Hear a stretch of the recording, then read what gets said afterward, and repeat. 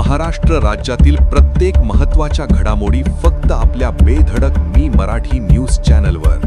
महाराष्ट्राचा बुलंद आवाज. पैशांच्या वादातून मजुरावर गोळीबार. बिलाडी शिवारातील घटना. शेतकऱ्यावर गुन्हा दाखल. उधारीचे पैसे परत दिले नाहीत तसेच शेतातील मजुरीचे काम सोडल्याच्या कारणावरून एकाने मजुरावर बंदुकीने गोळी मारून जखमी केल्याची घटना बिलाडी शिवारात घडली असून गोळीबार प्रकरणी नंदुरबार तालुका पोलीस ठाण्यात गुन्हा दाखल करण्यात आलाय. जखमी मजुरावर नंदुरबार जिल्हा रुग्णालयात उपचार सुरू असून अफवांवर विश्वास न ठेवण्याचे आवाहन पोलीस अधीक्षक श्रीमती अश्विनी सानप यांनी केले आहे. याबाबत सविस्तर वृत्त असे.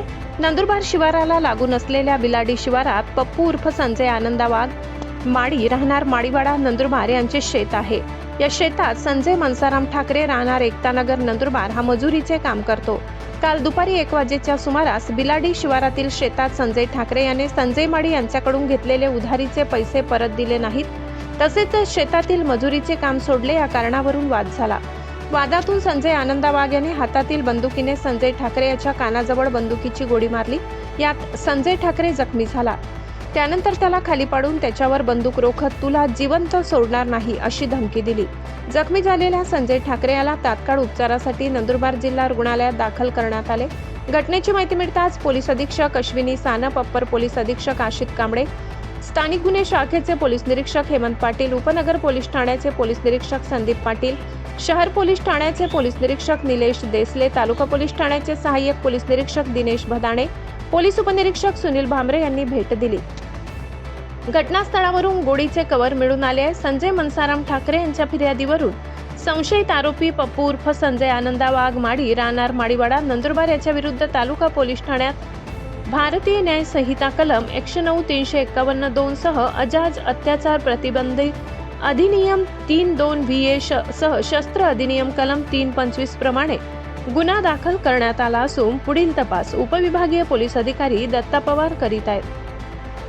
आरोपीवर कडक कारवाई करणार पोलीस अधीक्षक अश्विनी सानप. पैशाच्या वादातून गोळीबार झाला असून संशयितावर कडक कारवाई केली जाणार आहे. नंदुरबार शहरातील जनतेने कुठल्याही अफवांना बळी पडू नये किंवा अफवा पसरवू नये असे आवाहन पोलीस अधीक्षक अश्विनी सानप यांनी केले आहे. नंदुरबार तालुका पोलीस स्टेशनच्या हद्दीमध्ये गोळीबाराची घटना झाली. अशा प्रकारे कंट्रोलला आणि पोलीस स्टेशनला कॉल आल्यावरून मी इथे व्हिजिटला आलेली आहे. ही जागा जी आहे ही नंदुरबार तालुका पोलीस स्टेशनच्या हद्दीमध्ये येते आणि गोळीबाराची घटना झाल्याचे पुरावे इथे मिळत आहेत.